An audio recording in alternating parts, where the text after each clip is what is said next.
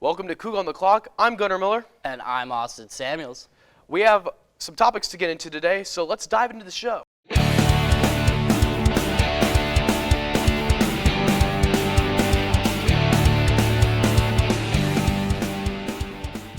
All right, so our first topic is Jake Dickert. The Washington State Cougars named Jake Dickert permanent head coach for the on a 5-year deal. Definitely a great hire, especially what he's had to go through this year with the absence of Rolovich and his departure. Bringing WSU its first Apple Cup win since 2012. What's your thoughts on Jake Dickert? Yeah, I mean, huge win this past Saturday. Great to finally get the Apple Cup back from our friends over on the west side. But yeah, overall, I really like the hiring. I think, Jake Dickert brings a sense of continuity to, the whole program, that we're not going to have to bring in a different coach and change things up. I think that speaks volumes going forward in the future.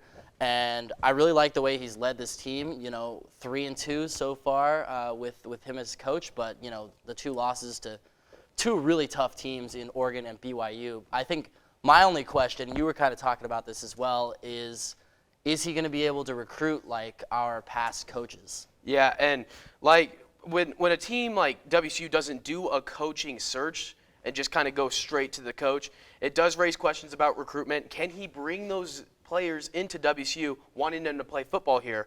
But yeah, just like you said, recruitment is a big part, but there's definitely an exciting and promising future with this young team. There's going to be a lot of people who leave, obviously, but young team and stuff like that.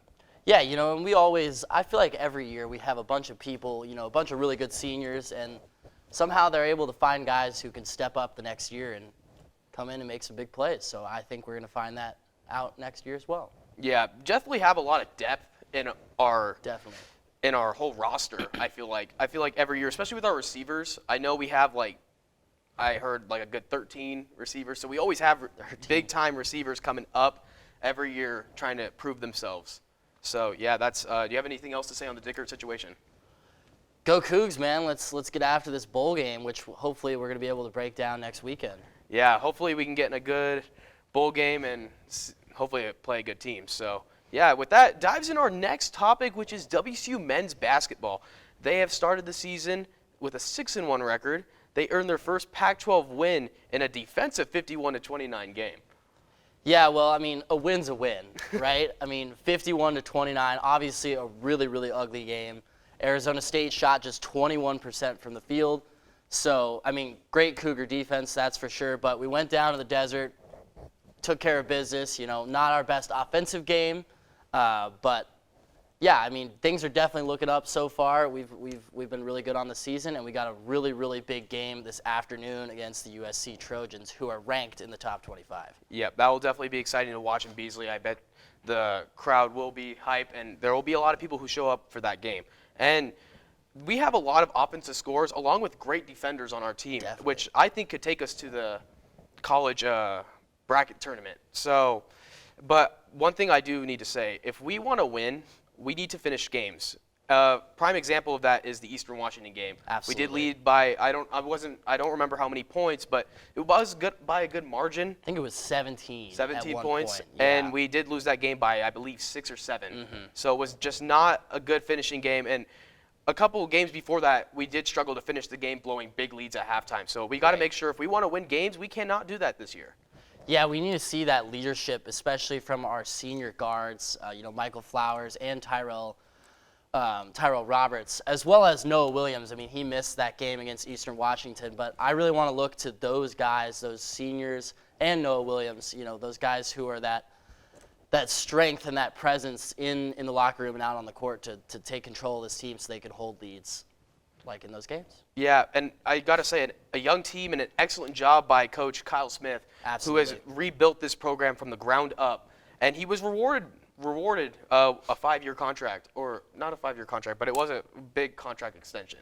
Till 2027. Yeah. So he's going to be here for a while, and Yeah. I think that's a good thing for Cougar basketball because he's turning this thing around, and we are moving in the right direction. That is for sure. Yeah, and I'm not sure if this is a bold statement anymore. I honestly think with Kyle Smith as our coach, we could start seeing the tournament as a normal thing yearly. Oh, definitely. I would agree, but we got to get that first one out of the way, and hopefully this year is the year we can do it. Yes.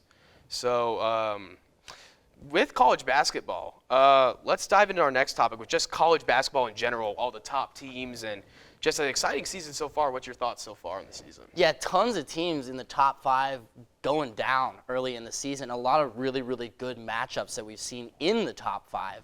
People moving all over the place in the rankings.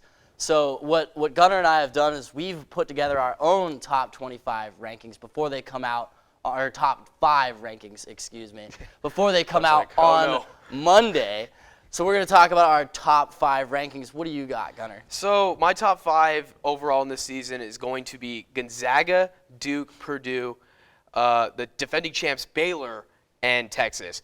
I did sneak Texas in there. Let's start with my 5 and let's go to 1. I did sneak in Texas. They're just a very good basketball program, and I think this is kind of the year they fix everything and kind of come together and try to compete for the Final Four. And I know they have wacky losses throughout the whole year. So hopefully that changes for Texas. And then Baylor, I can never count them out, especially being the defending champs. They are a very solid program, very defensive team. And defensive teams, as they showed last year, can definitely overpower offensive powerhouses.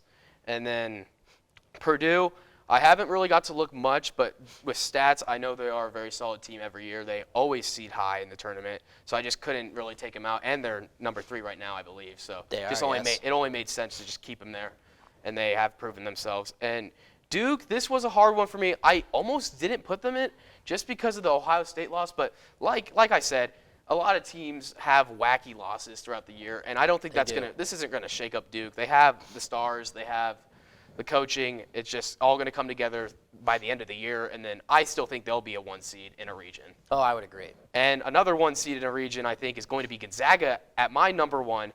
Just a great offense. They have a really good defense right now. Their only loss is to Duke, which that game was a very fun game to watch. Went up to 80 points for both teams. So that could just be another – Duke and Gonzaga, I honestly think, could be another championship matchup, but – my championship matchup as of right now will be Gonzaga and Purdue. I just think Purdue is one of the better teams out there, and they can match up with Gonzaga. And hopefully Gonzaga can erase what happened last year, an ugly national championship performance against Baylor. Yeah, definitely. My top 5 is definitely a little different from yours. Actually, I have Purdue all the way up at number 1 right now. Now, I don't think that's going to be how the season ends out, necessarily, but Purdue's undefeated right now. They've got 2 really solid wins versus ranked opponents in Tennessee and North Carolina. They're a really good team. Their point guard, Jaden Ivey, is definitely going to be an NBA prospect going into next year. And then at 2, I've got the Bulldogs of Gonzaga. I want to put them at 1, but that Duke loss definitely gave me a little bit of uncertainty, but nonetheless, I think they're going to be a 1 seed. Mm-hmm. This team's really talented with Drew Timme and Chet Holmgren there, 2 superstars for them. Then I've got the Duke Blue Devils at number 3. Like you said, they dropped that tough game to Ohio State this past week. However, their superstar freshman Paolo Banchero is just, too good. He is definitely, I would say, the best freshman in all of college basketball, and I think he's going to probably carry them to a number 1 seed as well. At 4, I've got UCLA. They lost a tough game to Gonzaga, which, they kind of got blown out a little bit. They lost by around 20, but I think this team is really talented. They made a Final Four run last year, and they're bringing basically everybody back, so I really, really like them. I've got them in my top 5. And then lastly, like you, I've got Baylor at number 5. They're undefeated right now, and you just can't count them out, like you said. And but lots of excitement going ahead in college basketball. No one is safe at number 1, so it doesn't really matter what we say. It could all change next week. Exciting season coming ahead. And with that, let's get into our last topic of the day, which is MLB Free Agency. We have a lot of signings we got to talk about, but I'll just list them off, and then we can just kind of talk about them. But Corey Seager and Marcus Semien both signed massive deals with the Texas Rangers, and then Max Scherzer is off to the New York Mets with a 3-year, $130 million deal. And then the Mariners, actually for the first time in a long time, since Robinson Cano and Nelson Cruz and all those guys have signed a big deal with Cy Young winner Robbie Ray to a $115 million contract. And then we got Kevin Gosman with a 5-year deal with the Blue Jays. So I'm going to go into my spiel of what I think about these contracts. And with the Texas Rangers, I'm going to start. You are not that guy. You're not that guy, pal. Trust me. You're not that guy. Something I need to say about Texas is they've done this before. They signed good players to huge contracts, and it does not serve them well for the long run. And I think Corey Seager is another representation of that. And I just don't think this is not going to fare them well. If it does, I will proudly admit I am wrong.